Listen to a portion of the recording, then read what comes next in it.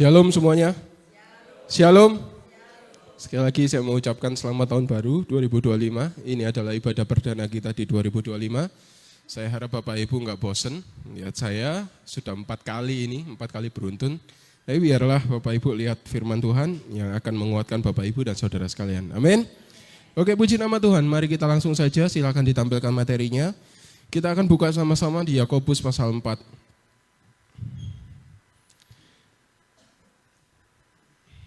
Dan tema kita bulan ini adalah tentang tujuan berdoa.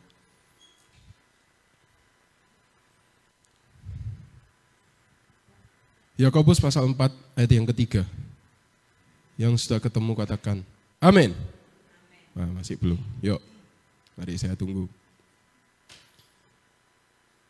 Yakobus pasal 4 ayat yang ketiga.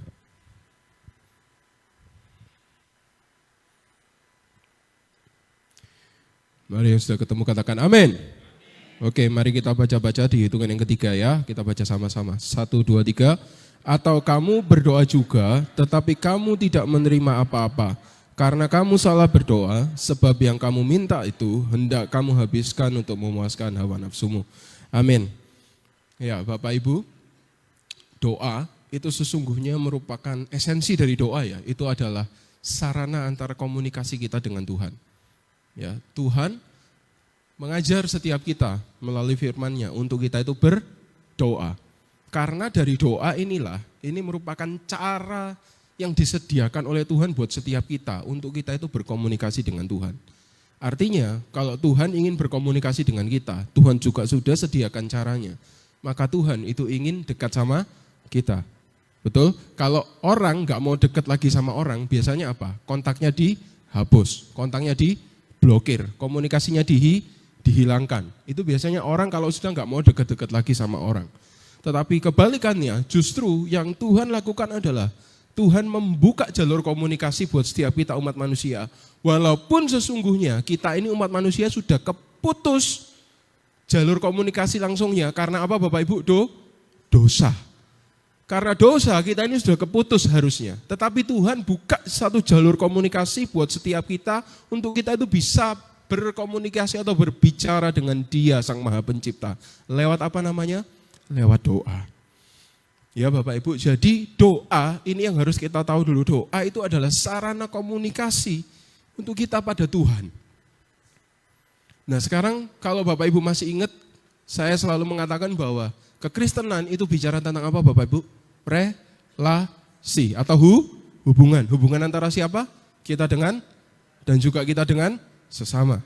Gitu ya. Nah dalam satu hubungan, salah satu hal yang paling penting itu apa Bapak Ibu? Komunikasi. Nah doa ini adalah komunikasinya.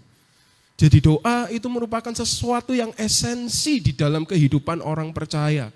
Bahkan dulu di salah satu bahan dari tesisnya Pendeta Muda Yanuar, ya penelitian dari itu Pendeta Muda Yanuar adalah doa itu disebutkan nafas hidup orang percaya. Artinya doa itu sepenting itu Bapak Ibu dalam kehidupan kita sebagai orang percaya. Karena Kristen itu adalah hubungan atau relasi, jadi yang penting, salah satu yang terpenting di dalamnya adalah apa? Komunikasi. Karena kalau dalam hubungan kita ini diem-diem aja, itu namanya bukan hubungan Bapak Ibu.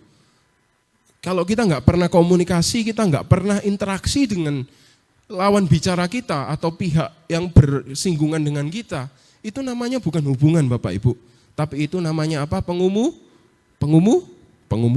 Ya, itu namanya pengumuman. Tapi kalau ada hubungan, artinya ada komunikasi di sana.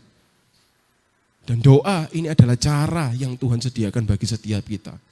Karena itu harusnya setiap kita itu punya pola pikir bahwa doa itu adalah sesuatu yang berharga buat setiap kita Bapak Ibu. Amin. Kenapa? Karena aslinya komunikasi kita dengan Tuhan itu sudah keputus. Keputus karena apa? Dosa. Buktinya di Kejadian 1 ayat 1. Ketika manusia, Adam dan Hawa itu sudah makan apa? Buah pengetahuan yang baik dan yang jahat. Mereka makan. Mereka jatuh dalam dosa. Dan ketika satu waktu Tuhan berjalan-jalan dalam Taman Eden. Dan ketika langkah kaki Tuhan itu didengar oleh manusia. Apa yang dilakukan sama manusia? Sembunyi. Ketika ditanya Tuhan, kenapa kok kamu sembunyi? Karena aku telanjang. Tetapi perasaan yang takut itulah yang akhirnya membuat komunikasi antara Tuhan dan manusia jadi putus. Karena sudah jatuh dalam dosa. Nah tapi bersyukurlah buat setiap kita hari ini, kalau kita semua masih diberi kekuatan dan kesempatan untuk kita datang berdoa. Jadi artinya Tuhan itu masih mau dekat-dekat sama kita Bapak Ibu. Lah opo Pak Andre keuntungannya dekat sama Tuhan? Loh banyak Bapak Ibu. Engkau akan dapat kekuatan baru, amin. Engkau akan ditolong, engkau akan dimampukan. Jalan hidupmu akan diarahkan. Loh kurang baik apa Bapak Ibu? Itulah kalau kita itu bisa mendekat sama Tuhan lewat doa. Karena itu doa, mari kita mau punya pola pikir yang sama bahwa doa itu adalah sesuatu yang sangat-sangat berharga dalam kehidupan orang percaya. Mari kita benar-benar mempersiapkan atau membangun doa di dalam setiap kehidupan kita. Amin Bapak Ibu. Jadi doa itu sesuatu yang berharga dan yang sangat penting. Itu dulu yang pertama. Dan yang kedua, ketika kita itu mau berdoa Bapak Ibu, doa itu macamnya banyak ya. Topiknya banyak, temanya banyak. Ada doa yang namanya doa permohonan. Ya, minta doa sama Tuhan. Apakah enggak boleh? Boleh. Jawabannya apa Bapak Ibu? Boleh. Ada yang namanya doa pengucapan syukur. Kita mengucap syukur sama Tuhan. Tuhan terima kasih. Ada lagi doa yang namanya doa curhat Bapak Ibu. Nah ini biasanya doa tapi cerita sama Tuhan, aku hari ini mengalami ini. Apakah boleh? Boleh. Ingat doa adalah sarana komunikasi. Walaupun dikatakan bahwa sebelum kita cerita Tuhan sudah tahu. Tapi yang Tuhan hargai apa? Ketika kita itu datang ngomong sama Dia. Komunikasi yang terjalin itu yang Tuhan hargai. Kalau dalamnya, isinya Tuhan sudah tahu. Bahkan tanpa kita ngomong Tuhan sudah tahu. Yang Tuhan hargai apa? Ngomongnya ya Bapak Ibu. Doa macam apa lagi? Doa permintaan. Doa apa lagi? Doa peperangan. Gitu. Oh, aku doa Tuhan, aku perkatakan dalam nama Yesus. Pengusiran setan itu juga doa. Bapak Ibu, doa itu topiknya banyak, macamnya banyak. Dan itu sah-sah saja.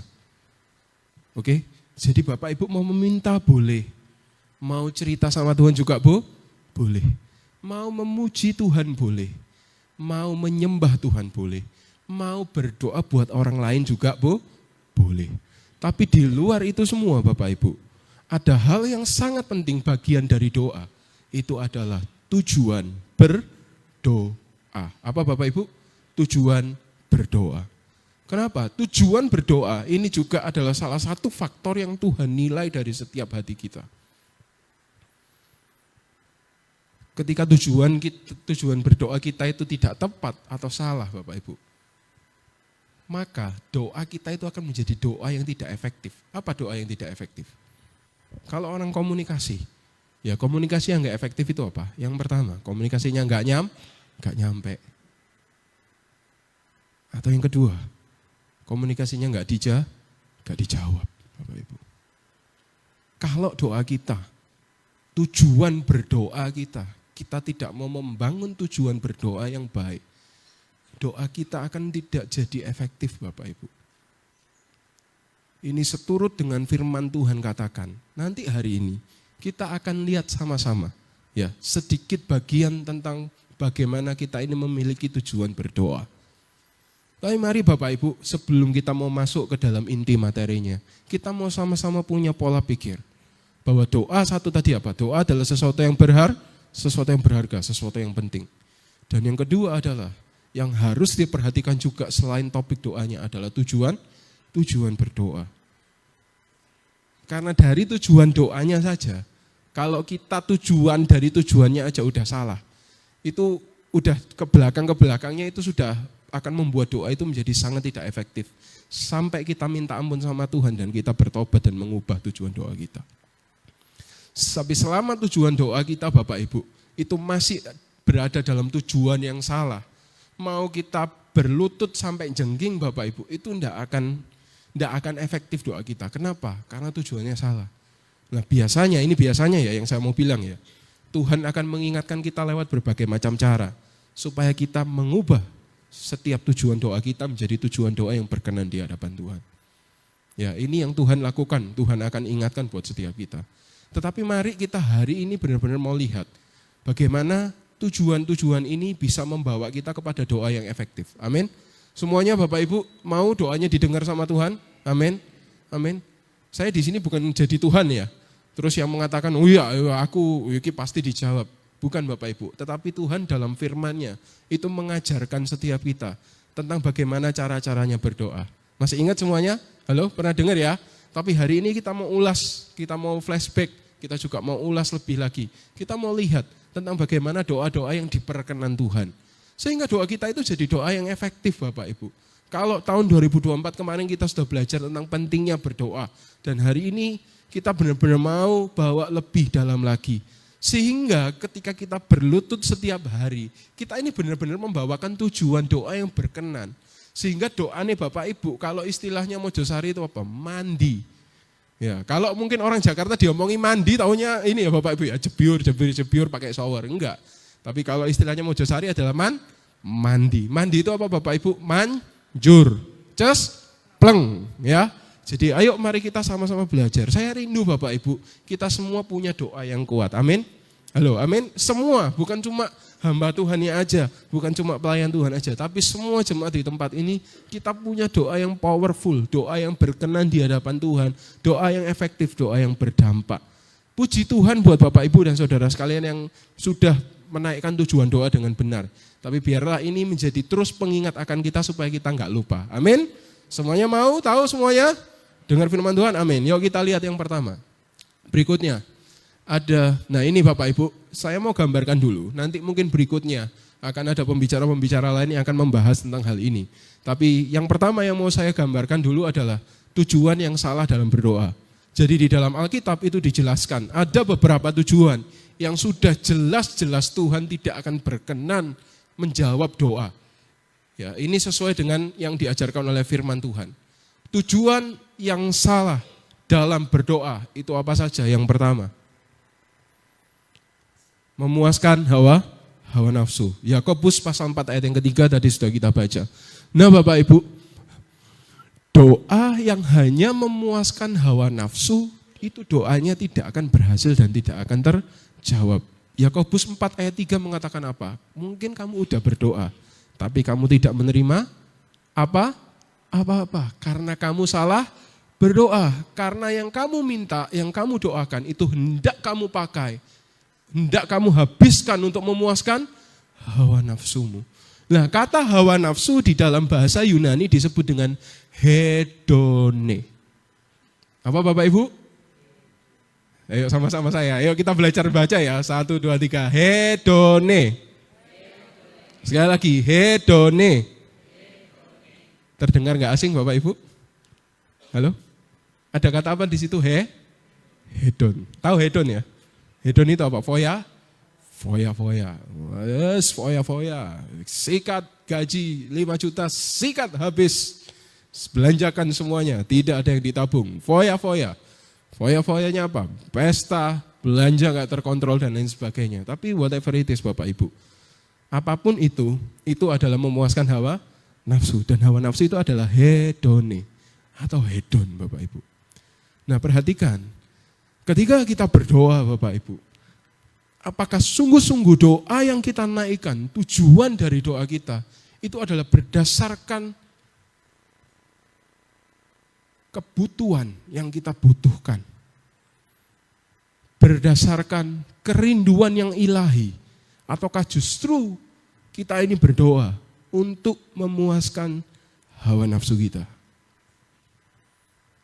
Ini saya mau kasih contoh ya. Ini hanya contoh secara general buat setiap kita. Misal katakanlah ada seseorang. Ini contoh yang saya bikin sendiri ya. Misal ada seseorang seperti ini. Dia miskin. Dihina-hina sama banyak orang. Wah, kamu itu miskin, tidak bisa apa-apa, tidak bisa kerja, tidak bisa ini, tidak bisa itu. Sakit hatinya Bapak Ibu. Loro hati ini. Berdoa, Tuhan, tolong finansialku. Mampukan aku, berkati aku Tuhan. Mungkin kalau Tuhan bisa jawab, Tuhan akan jawab gini. Doanya buat apa? Ben sugih Tuhan. Ben lambene wong iki cek gak ngomong maneh gitu ya. Biar saya bisa membungkam orang-orang ini. Loh, dijawab gak Bapak Ibu? Gak ngarah dijawab. Percayalah. Saya bukan Tuhan ya, tapi ini firman Tuhan yang katakan. Amin Bapak Ibu? Halo, amin, tahu ya? Jadi untuk hawa nafsu apa? Hawa nafsu balas dendamnya Bapak Ibu. Ngecek wong-wong iki lho meneng kabeh. Aku diberkati, sukses biar orang-orang ini diam semuanya. Engkau gantian, lek aku sugih tak nyek-nyek balik gitu ya, biasanya kan gitu. No Bapak Ibu. Ya. Memuaskan hawa nafsu. Tuhan, aku kepingin berkati Tuhan. Berkat buat apa nak? Ganti motor. Oke, mobil. Lah, mobilnya sendiri sudah Mercy, Bapak Ibu njaluk ganti motor maneh. Apakah akan Tuhan kasih? Halo Bapak Ibu? Halo? Amin? Kecuali Bapak Ibu. Bapak Ibu punya keluarga. Pasangan gitu misalnya, baru nikah. Baru punya anak. 1. Tuhan sak norek, ya apa iki anak bojoku kudanan. Tuhan aku ingin kerja lebih giat, aku serahkan pekerjaanku, aku mohon Tuhan berkati aku. Supaya aku bisa beli mobil. Buat anak dan istriku. Diberkati ambek Tuhan, akan tiba waktunya Tuhan pasti akan berkati Bapak Ibu. Percayalah. Karena doamu itu bukan untuk memuaskan hawa nafsumu. Kalau doa yang hanya untuk memuaskan hawa nafsu Bapak Ibu, ambisi, hawa nafsu, wah sudah. Wis itu dari awal sudah gugur duluan Bapak Ibu.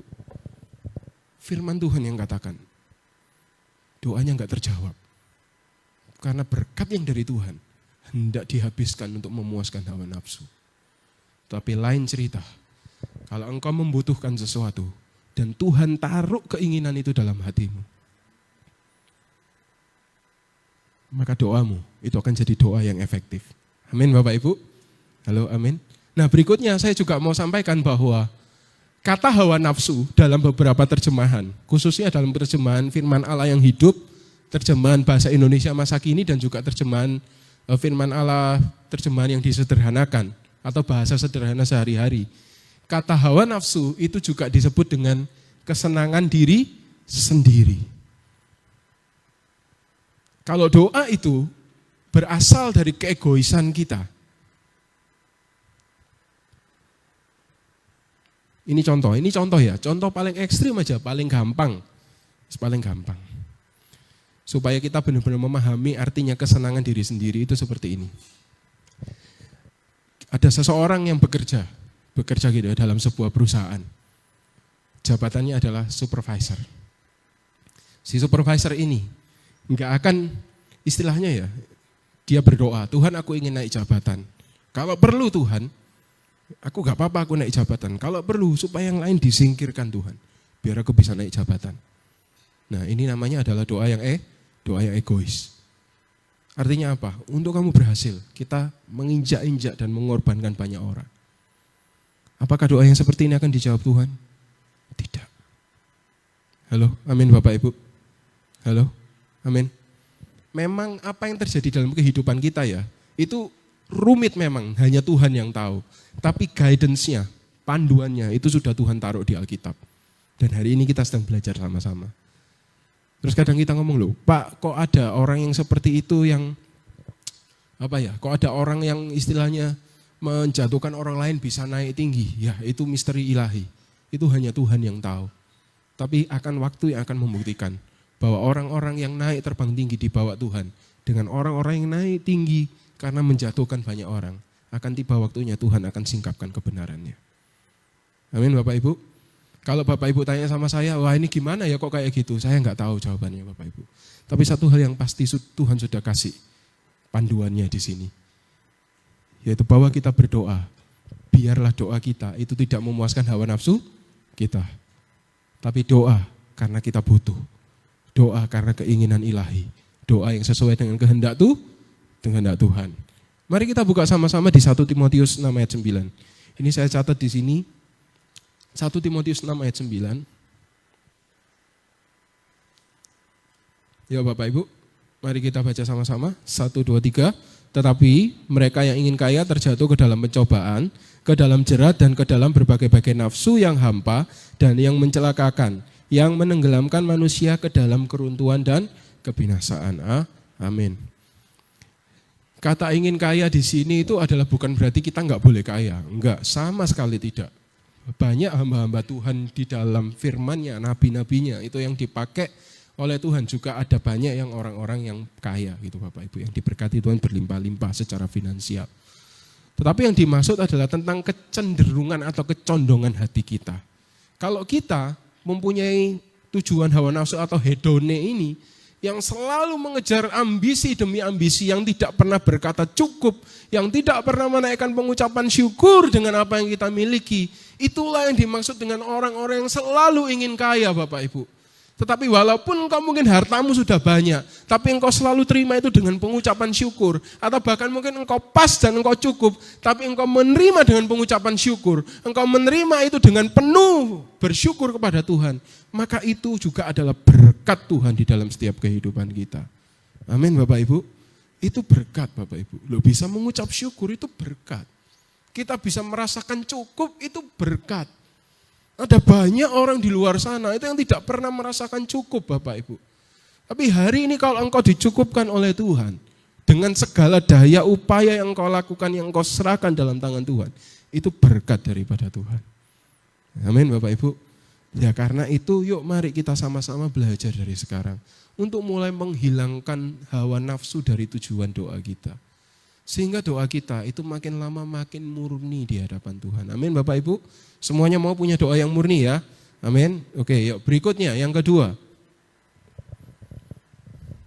Nah, ini berikutnya. Kita akan lihat sama-sama ayatnya.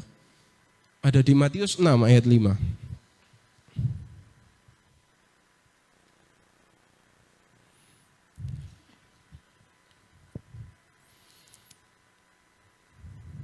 Mari kita baca di hitungan yang ketiga, 1, 2, 3.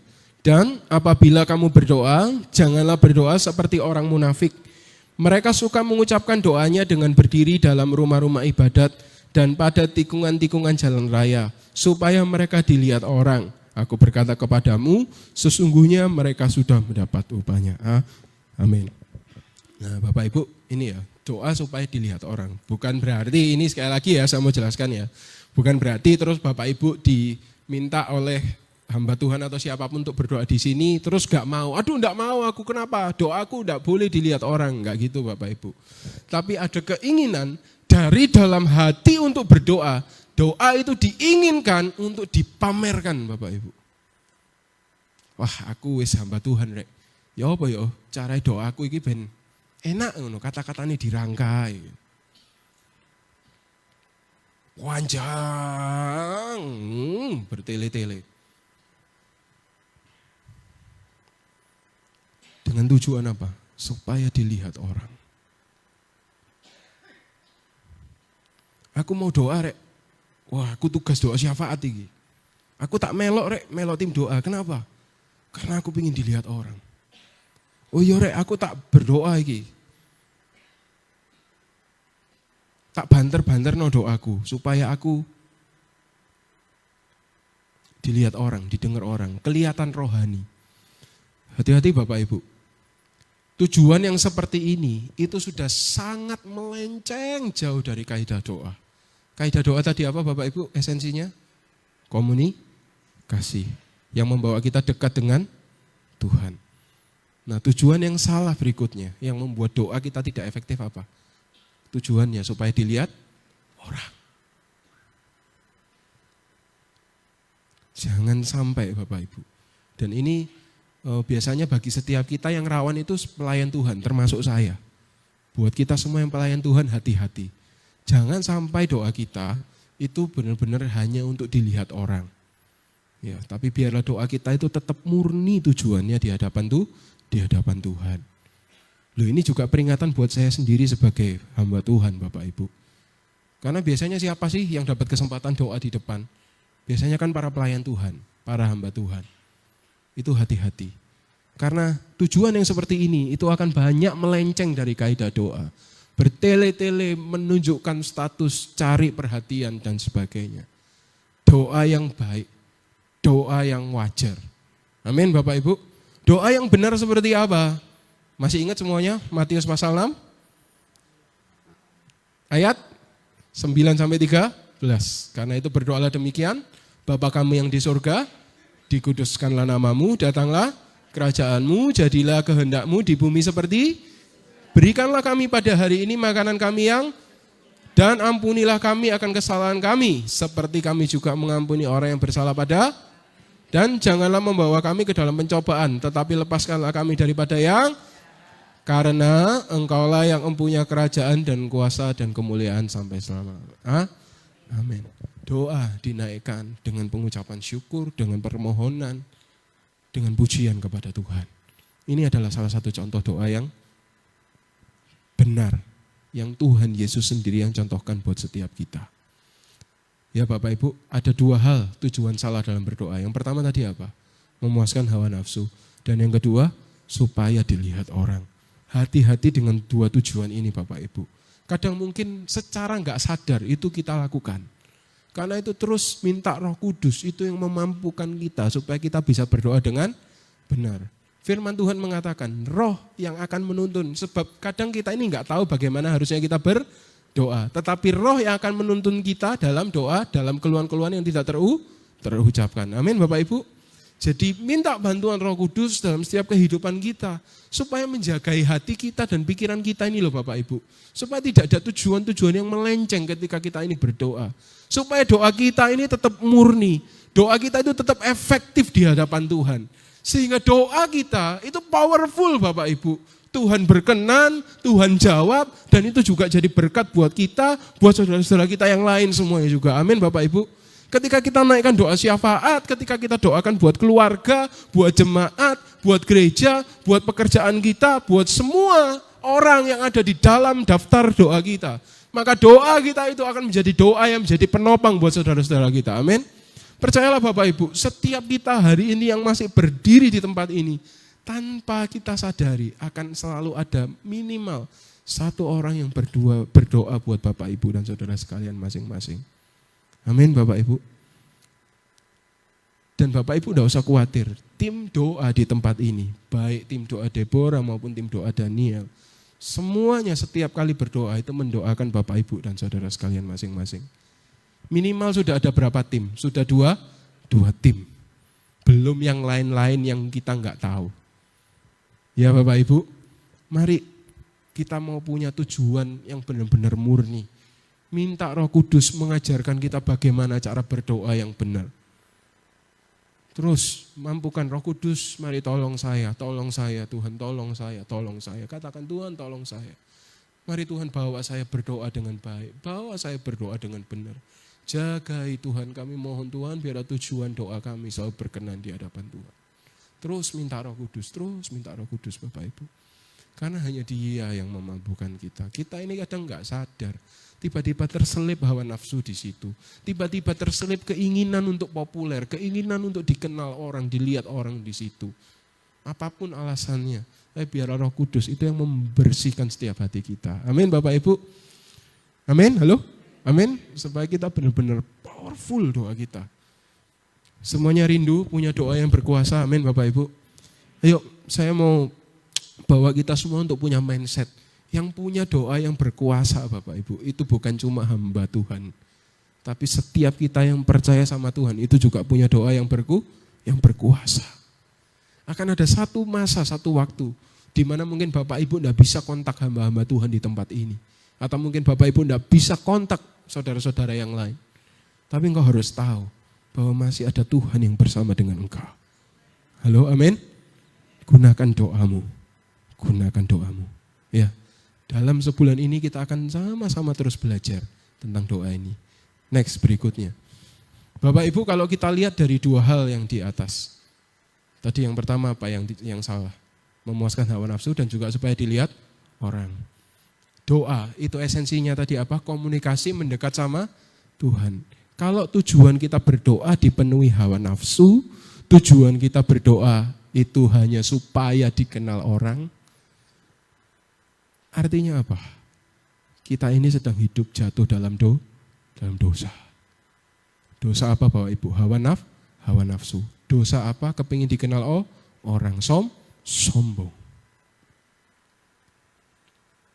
Kalau lihat, kenapa firman Tuhan ajarkan seperti ini?